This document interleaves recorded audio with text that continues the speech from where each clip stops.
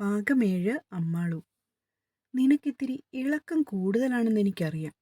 ഇങ്ങനെ പ്രദർശിപ്പിച്ച് നടക്കാനാണ് ഭാവമെങ്കിൽ നിന്റെ വിളവ് ഞാൻ എടുക്കും. പറഞ്ഞില്ലെന്നു വേണ്ട. അവളുടെ കാതിലേക്ക് വിഷ്ണു അടക്കം ചൊല്ലി പറഞ്ഞപ്പോൾ അമ്മാളുവിൽ ഒരു തരിപ്പ് പോലെയായിരുന്നു. ഒന്നുകൂടി അവൻ പെരുവിരൽ കൊണ്ട് ആ നാഭിച്ചുഴിയിൽ കശക്കിയതും അമ്മാളു പെട്ടെന്ന് അവൻ്റെ കയ്യിൽ കയറി പിടിച്ചു. വിഷ്ണുവേട്ടാ, പ്ലീസ്. അപ്പോഴേക്കും പെണ്ണ് പിന്നിലായി നിന്നിരുന്നവനിൽ ചാരിയിരുന്നു. ഞാനേ ഒരധ്യാപകനാണ്. ആ നിലയും വിലയും വെച്ചുകൊണ്ട് വേണം നീയും പെരുമാറേണ്ടത്. അല്ലാതെ തോന്നിവാസം കാണിച്ചാൽ ഈ വിഷ്ണുവിൻ്റെ മറ്റൊരു മുഖം താമസിയാതെ മോള് കാണും. ഞാനതിനൊന്നും ചെയ്തില്ലല്ലോ ഏട്ടാ. ഈ പാവാട കുറച്ച് കയറ്റി വെച്ചാ പോരെ? അതിനാണോ ഇങ്ങനെ എന്നെ കുറ്റപ്പെടുത്തുന്നത്? വിതുമ്പിക്കൊണ്ട് പറയുകയാണ് അമ്മാളു. നിന്റെ കുമ്പസാരമൊന്നും എനിക്ക് കേൾക്കണ്ട. പറയുന്നത് അനുസരിച്ചാ മതി. പറഞ്ഞുകൊണ്ട് അവൻ ഒരു കുർത്ത എടുത്തിട്ടു. ഒപ്പം ഒരു കസവ് മുണ്ട് ഉടുത്തു റൂമിൽ നിന്നും വെളിയിലേക്കിറങ്ങി. കാലത്ത് 5 മണി കഴിഞ്ഞപ്പോൾ വിഷ്ണുവും അമ്മാളുവും കൂടി ഇറങ്ങിയതാണ്. വഴിയോരമൊക്കെയും ഏറെയും വിജനമായിരുന്നു. ആളുകളൊക്കെ എഴുന്നേറ്റ് വരുന്നേയുള്ളൂ. പുറത്തെ കാഴ്ചകൾ നോക്കി വെറുതെ ഇരിക്കുകയാണ് അമ്മാളു. വിഷ്ണു അപ്പോഴേക്കും മ്യൂസിക് സിസ്റ്റം ഓൺ ചെയ്തു. തിരുമിഴി പാലാഴിയാക്കാം, അണിമാറിൽ ശ്രീവത്സം ചാർത്താം, മൗലിയിൽ പീലിപ്പൂ ചൂടാൻ എൻ്റെ മനസ്സും നിനക്കു ഞാൻ തന്നു. യേശുദാസ് പാടുന്നതിനൊപ്പം തന്നെ ചുണ്ടുകൾ ചലിപ്പിച്ചുകൊണ്ടിരിക്കുകയാണ് അമ്മാളു. ഓ, കണ്ണനെ കാണാൻ കൊതിയായി. കഴിഞ്ഞ വർഷം ഏകാദശി തൊഴാൻ പോയതാണ്. അമ്മാളു തന്നെത്താനേ പറഞ്ഞുകൊണ്ട് മുഖം തിരിച്ചതും മുന്നോട്ട് നോക്കിയിരുന്ന് ഗൗരവത്തിൽ വണ്ടി ഓടിക്കുന്ന വിഷ്ണുവിനെയാണ് കണ്ടേ. കുറേ ദൂരം പിന്നിട്ട് കഴിഞ്ഞപ്പോൾ അമ്മാളുവിന് വിശക്കാൻ തുടങ്ങി. അവനോട് പറയാനും പേടി. ചായ പോലും കുടിക്കാതെ വന്നതുകൊണ്ട് വയറ്റിൽ എന്തൊക്കെയോ ഉരുണ്ട് കയറും പോലെ അവൾക്ക് തോന്നി. ഹോട്ടൽ ഉടുപ്പി. ഓ, ഇവിടുത്തെ ഫുഡൊക്കെ കൊള്ളാമോ ആവോ? അവന് കേൾക്കാൻ പാകത്തിന് പെണ്ണ് മെല്ലെ പറഞ്ഞു. എവിടുന്ന് അവനുണ്ടോ മൈൻഡ് ചെയ്യുന്നു? എനിക്ക് വിശക്കാൻ തുടങ്ങിയിട്ടോ വിഷ്ണുവേട്ടാ. മറ്റൊരു നിവൃത്തിയുമില്ലാതെ അവൾ പറഞ്ഞു. അതിനെനിക്കെന്താ? എന്താണെന്നോ?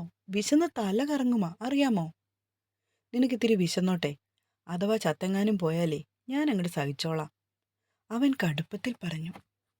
പിന്നെ അവനോടൊന്നും മിണ്ടാതുകൊണ്ട് അമ്മാളു ചുണ്ടു കൂർപ്പിച്ചിരുന്നു. പിന്നെയും 1/4 മണിക്കൂർ കഴിഞ്ഞു ഒരു വെജിറ്റേറിയൻ ഹോട്ടലിൻ്റെ മുന്നിൽ കൊണ്ടുവന്ന് അവൻ വണ്ടി നിർത്തിയപ്പോൾ. ഇനി ഇറങ്ങി വരാൻ നിന്നോട് പ്രത്യേകം പറയണോടി. വെളിയിലേക്കിറങ്ങാതെ മസിൽ പിടിച്ചിരിക്കുന്നവളെ നോക്കി അവൻ ദേഷ്യപ്പെട്ടു. എനിക്കൊന്നും വേണ്ട, വിഷ്ണുവേട്ടൻ പൊയ്ക്കോളൂ. ഇറങ്ങി വാടി മര്യാദയ്ക്ക്. വേണ്ട, ഇനി ഇറങ്ങി വന്നാലേ എനിക്ക് ഛർദ്ദിക്കാൻ വരും. ഏട്ടൻ പൊയ്ക്കോളൂ. അപ്പോഴേക്കും അവൾ ആകെ വല്ലാതായിരുന്നു. അമ്മാളു, നീ എൻ്റെ ക്ഷമയെ പരീക്ഷിക്കരുത്. വിഷ്ണുവിൻ്റെ ഭാവമൊക്കെ അങ്ങോട്ട് മാറി. ഡോർ തുറന്ന് അമ്മാളുവിനെ വലിച്ചിറക്കിക്കൊണ്ട് അവൻ ഹോട്ടലിലേക്ക് കയറി. വിറച്ചായിരുന്നു അവൾ അവൻ്റെ ഒപ്പം പോയത്. വാഷ്റൂമിൽ ചെന്ന് മുഖം നന്നായി ഒന്ന് കഴുകി ശേഷം വിഷ്ണുവിൻ്റെ അടുത്തായി ചെന്ന് അവൾ ഇരുന്നു. നിനക്കെന്താണ് വേണ്ടത്? ഗീ റോസ്റ്റ് മതി. ഒരു മസാല, ഒരു ഗീ റോസ്റ്റ്. വിഷ്ണു ഓർഡർ കൊടുത്തു. അയ്യോ ചേട്ടാ, എനിക്കൊരു കോഫി കൂടി വേണം. ഓർഡർ എടുത്ത് പിന്തിരിഞ്ഞ് നടന്നുപോയ ആളെ നോക്കി അമ്മാളു ഉച്ചത്തിൽ പറഞ്ഞു. അവളുടെ ശബ്ദം കേട്ടതും അടുത്ത ടേബിളിലിരുന്ന 2-3 ചെറുപ്പക്കാർ തിരിഞ്ഞു നോക്കി എന്തോ പറഞ്ഞു ചിരിച്ചു. അത് കണ്ടതും വിഷ്ണുവിനെ വിറഞ്ഞു കയറി. അമ്മാളു പക്ഷേ അതൊന്നും മൈൻഡ് ചെയ്യാതെ അങ്ങനെ തന്നെ ഇരുന്നു. ഓർഡർ ചെയ്ത ഭക്ഷണം വന്നതും ഇരുവരും പെട്ടെന്ന് കഴിച്ചു തീർത്തു. കോഫിയും കൂടി കുടിച്ചതും അവൾക്കാകെ വയറു നിറഞ്ഞ് പൊട്ടാറായി. കൈ കഴുകാനായി എഴുന്നേറ്റ് പോയപ്പോൾ ഒരുത്തൻ വന്നു മനഃപൂർവ്വം അമ്മാളുവിൻ്റെ തോളത്തൊന്നു മുട്ടി. പേടിച്ചുകൊണ്ട് അവൾ വിഷ്ണുവിൻ്റെ അരികിലേക്ക് ഓടിച്ചെന്നു. അവൻ അപ്പോൾ ബില്ല് പേ ചെയ്യുകയായിരുന്നു. ചക്കരെ, പോരുന്നോ എൻ്റെ കൂടെ? എനിക്ക് ഒരുപാട് ഇഷ്ടമായി, അതുകൊണ്ടാ. തോളത്ത് തട്ടിയവൻ വന്ന് മെല്ലെ ശബ്ദം താഴ്ത്തി അമ്മാളുവിനോട് ചോദിച്ചു. അപ്പോഴേക്കും അമ്മാളു വിഷ്ണുവിൻ്റെ കൈക്ക് കയറി പിടിച്ചു. നമുക്ക് പോകാം ഏട്ടാ, നേരം ഏറെയായി. വിഷ്ണു നോക്കിയപ്പോഴുണ്ട് തന്നോട് ചേർന്ന് നിൽക്കുകയാണ് അമ്മാളു. എന്താ? അമ്മാളുവിൻ്റെ നിൽപ്പ് കണ്ടതും അവന് എന്തോ പന്തികേട് പോലെ തോന്നി. ഒന്നുമില്ലേട്ടാ, നേരം വൈകിയാൽ നട അടയ്ക്കൂലേ, അതാണ്. അപ്പോഴും ആ അപരിചിതൻ അവളെ നോക്കി വെള്ളം ഇറക്കി. ഓഹ്, ചരക്ക് കൊള്ളാം, കണ്ടിട്ടൊന്ന് രുചിക്കാതെ വിടാനും തോന്നുന്നില്ല. അവൻ തൻ്റെ താടി ഒഴിഞ്ഞുകൊണ്ട് അവളെ തന്നെ നോക്കി നിന്നു. അത് കാണും തോറും അമ്മാളു വിഷ്ണുവിനോട് ഒട്ടിച്ചേരുകയാണ്. ഹോട്ടലിൽ നിന്ന് ഇറങ്ങിയ ശേഷം കാർ പാർക്കിങ്ങിലേക്ക് നടന്നപ്പോൾ അമ്മാളു മെല്ലെ ഒന്ന് തിരിഞ്ഞു നോക്കി. അയാളും ഒപ്പമുണ്ടായിരുന്ന മറ്റ് രണ്ടുപേരും കൂടി അവരുടെ പിന്നാലെ വരുന്നുണ്ട്. ഈശ്വരാ, കാത്തുരക്ഷിക്കണേ, ആപത്തൊന്നും വരുത്തല്ലേ, അവൾ മൂകമായി പ്രാർത്ഥിച്ചു. എന്താടി? പെട്ടെന്ന് വിഷ്ണു അവളോട് ചോദിച്ചു. ഒന്നുമില്ല, വെറുതെ. പിന്നെ നീ എന്തിനാ എന്നെയും കെട്ടിപ്പിടിച്ച് നടക്കുന്നേ? കുറച്ചങ്ങോട്ട് മാറി നടന്നേ, അവൻ കലിപ്പിച്ചുകൊണ്ട് അവളെ നോക്കി പറഞ്ഞു. വണ്ടിയുടെ ലോക്ക് മാറ്റിയതും അമ്മാളു ആദ്യം തന്നെ വണ്ടിയിൽ കയറിയിരുന്നു. വിഷ്ണുവിൻ്റെ വണ്ടി ഗേറ്റ് കടന്നു പോയതിൻ്റെ പിന്നാലെ ഉണ്ടായിരുന്നു അവന്മാരുടെ കാറും. കോ ഡ്രൈവിംഗ് സീറ്റിലിരുന്നു കൊണ്ട് ഇടയ്ക്കിടയ്ക്ക് പിന്നോട്ട് നോക്കുന്നവളെ വിഷ്ണു കാണുന്നുണ്ട്. നീ ആരെയാ നോക്കുന്നേ? കുറേ നേരം ആയല്ലോ തുടങ്ങിയിട്ട്, പെട്ടെന്ന് അവൻ ചോദിച്ചു. ഒന്നുമില്ല, വെറുതെ, പറഞ്ഞുകൊണ്ട് അമ്മാളു മുന്നിലേക്ക് നോക്കിയിരുന്നു. അതല്ലല്ലോ, കുറച്ചു നേരമായിട്ട് നിനക്കെന്താ ആകെ ഒരു വെപ്രാളം പോലെ? Any problem? അത് പിന്നെ വിഷ്ണുവേട്ടാ, പിന്നെ ഉണ്ടല്ലോ. അല്ലെങ്കിൽ വേണ്ട, പറഞ്ഞു മുഴുവിപ്പിക്കാതെ അമ്മാളു പിന്നെയും അതേ ഇരിപ്പിരുന്നു. ഇടയ്ക്ക് അവന്മാരുടെ കാർ ഓവർടേക്ക് ചെയ്ത് കയറിയ ശേഷം വിഷ്ണുവിൻ്റെ വണ്ടിയിലേക്ക് തിരിഞ്ഞു നോക്കി. കഞ്ചാവ് സെറ്റാണെന്ന് തോന്നുന്നു, കുറ്റിയും പറിച്ച് ചാടി വന്നോളും. അവൻ വെറുവെറുത്തു. നമുക്ക് തിരിച്ചു പോകാം വിഷ്ണുവേട്ടാ, പേടിച്ചു വിറച്ചുകൊണ്ട് തൻ്റെ അരികിലിരുന്നു കൊണ്ട് ചോദിക്കുന്നവളെ വിഷ്ണു ഒന്ന് നോക്കി. എന്തുപറ്റി? അമ്പലത്തിൽ പോകാനാവാത്ത വിധം എന്തെങ്കിലും തടസ്സം നിനക്ക് സംഭവിച്ചോ? അതൊന്നുമല്ല, എനിക്കൊരു പേടി. ആരെയാണ് നിനക്കിത്ര പേടി? അവൻ ഗൗരവത്തിൽ മുഖം തിരിച്ചു നോക്കി. മറുപടിയൊന്നും പറയാതെ കൊണ്ട് അമ്മാളു മുഖം കുനിച്ചിരുന്നു. എന്തെങ്കിലും ഉണ്ടെങ്കിൽ വാ തുറന്നു പറഞ്ഞോണം, അല്ലാതെ ഇങ്ങനെ പഴം വിഴുങ്ങി ഇരുന്നാലുണ്ടല്ലോ, അവൻ ശബ്ദമുയർത്തി. പക്ഷേ അമ്മാളു മുഖം കുനിച്ച് അതേ ഇരിപ്പ് തുടർന്നു. കുറച്ചു കഴിഞ്ഞതും വിഷ്ണുവിൻ്റെ കാർ അവരുടെ കാറിനെ മറികടന്നു കയറി. വിജനമായ ഒരു സ്ഥലത്തെത്തിയതും വിഷ്ണു വണ്ടി നിർത്തി. എന്നിട്ട് വെളിയിലേക്കിറങ്ങി ബോണറ്റൊന്ന് പൊക്കി വെച്ചു കൊടുത്തു. പിന്നാലെ വന്നവന്മാരും അവരുടെ വണ്ടി ഒതുക്കി.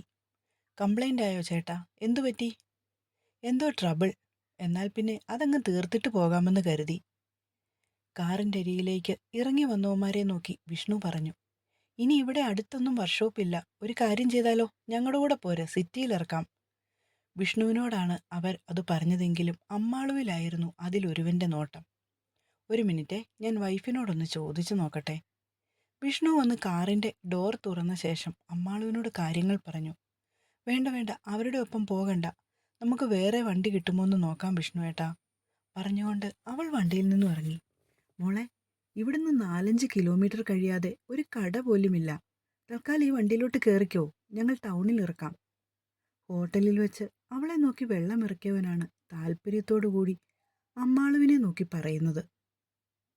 വേണ്ട, ഇവർ പൊയ്ക്കോട്ടെ ഏട്ടാ, നമുക്ക് വേറെ വണ്ടി വരുമോ നോക്കാം. വിഷ്ണുവിൻ്റെ അടുത്തേക്ക് നീങ്ങി നിന്നുകൊണ്ട് അമ്മാളു അതേ പല്ലവി ആവർത്തിച്ചു. എന്നാൽ പിന്നെ ഈ ചേട്ടൻ പൊക്കോട്ടെ, കൊച്ചെൻ്റെ കൂടെ പോരെ, വൈകുന്നേരം ആവുമ്പോൾ പറയുന്ന സ്ഥലത്ത് ഇറക്കി വിടാം, പോരെ. നീ ഇങ്ങനെ അടുത്ത് വന്ന് നിൽക്കുന്നത് കാണുമ്പോൾ എൻ്റെ കൺട്രോൾ മുഴുവൻ പോകുക കൊച്ചേ. അമ്മാളുവിനോട് അയാളത് പറയുമ്പോൾ ആരോടോ ഫോണിൽ സംസാരിച്ച് നിൽക്കുകയായിരുന്നു വിഷ്ണു. അവൻ്റെ അടുത്തേക്ക് പോകാൻ ഭാവിച്ച അമ്മാളുവിൻ്റെ കൈക്ക് കയറി അയാൾ പിടിച്ചു. എൻ്റെ കൊച്ചേ, നീ ഇങ്ങനെ കിടന്ന് കുതറാതെ മര്യാദയ്ക്ക് നിന്നേ, ഈ ചേട്ടനൊന്ന് കണ്ടോട്ടെ. വിഷ്ണുവേട്ടാ, അവൾ അലറി വിളിച്ചു. വിഷ്ണു നോക്കിയപ്പോഴുണ്ട് അവളെ ബലം പ്രയോഗിച്ച് തൻ്റെ ശരീരത്തിലേക്ക് അമർത്തുകയാണ് മൂവർ സംഘത്തിൽ ഒരുവൻ. വിഷ്ണു പാഞ്ഞു വന്നു.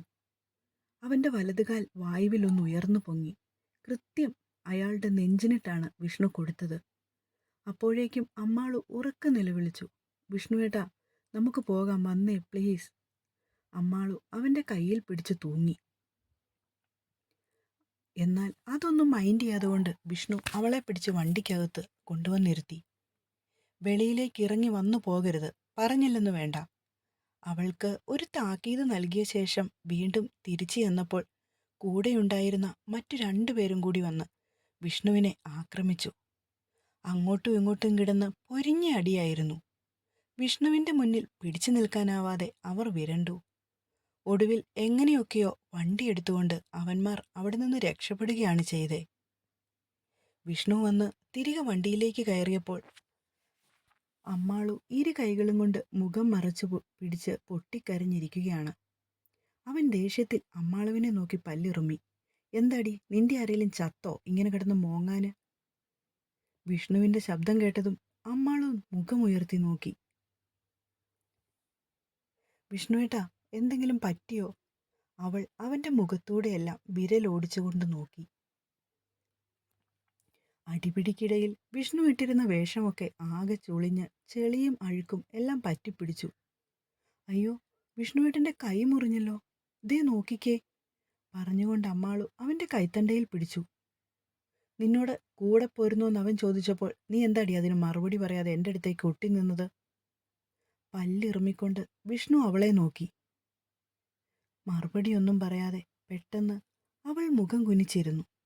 അത് കണ്ടതും ദേഷ്യത്തോടെ വിഷ്ണു അവളുടെ മുഖത്തേക്ക് അവൻ്റെ വലത് കൈയിലെ തള്ളവിരലും ചൂണ്ടവിരലും ഉപയോഗിച്ച് കുത്തിപ്പിടിച്ചു.